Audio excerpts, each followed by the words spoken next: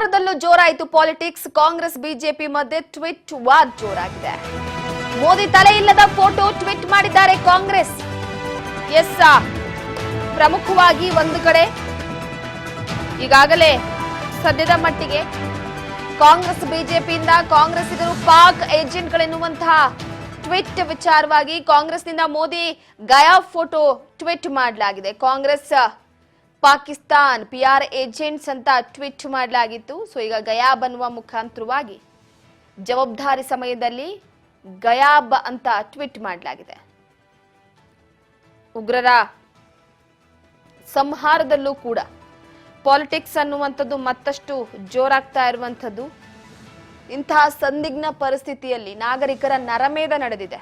ಇಂತಹ ಸಂದರ್ಭದಲ್ಲಿ ರಾಜಕೀಯ ಬೇಕಾ ಅನ್ನುವಂಥ ಒಂದು ಪ್ರಶ್ನೆ ನಮ್ಮನ್ನೆಲ್ಲ ಕೂಡ ಕಾಡುತ್ತೆ.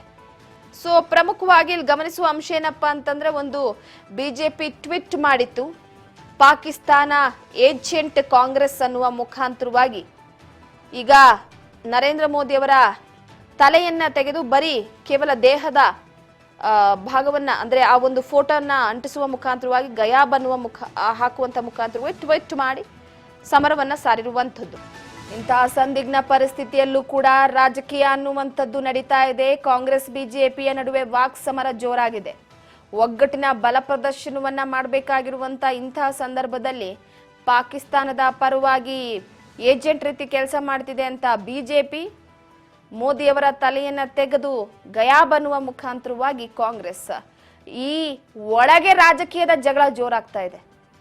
ಒಳಗೊಳಗೆ ಪಕ್ಷಗಳ ನಡುವಿನ ಕಲಹ ಜೋರಾಗ್ತಾ ಇದೆ. ಇನ್ನ ಪಕ್ಕದ ಉಗ್ರ ರಾಷ್ಟ್ರವಾಗಿರುವಂತ ಪಾಕಿಸ್ತಾನ ಅದರ ವಿಚಾರಕ್ಕೆ ಸಂಬಂಧಪಟ್ಟಂತೆ ಗಮನ ಹರಿಸಬೇಕಿಲ್ಲ. ಯಾವ ರೀತಿಯಾಗಿ ಯೋಚನೆ ಮಾಡಬೇಕು, ಯುದ್ಧ ಅವಶ್ಯಕತೆ ಇದೆಯೇ ಅಥವಾ ಇಲ್ವೇ ಅನ್ನುವಂಥ ವಿಚಾರಕ್ಕೆ ಸಂಬಂಧಪಟ್ಟಂತೆ. ಆದ್ರೆ ಇಲ್ಲಿ ಸರ್ಕಾರಗಳಿಗೆ ಪಕ್ಷಗಳಿಗೆ ನಾಚಿಕೆ ಆಗಬೇಕು. ಇವ್ರಿಗೆ ಅವರು ಅವರಿಗೆ ಇವರು ಇಲ್ಲಿ ಟ್ವೀಟ್ ಮಾಡ್ಕೊಂಡು ಕೂತಿದ್ದಾರೆ. ಇಲ್ಲ, ಇದು ರಾಜಕೀಯಕ್ಕೋಸ್ಕರ ಮಾಡಿರುವಂಥದ್ದು ಅನ್ನುವಂಥದ್ದು ಕಾಂಗ್ರೆಸ್.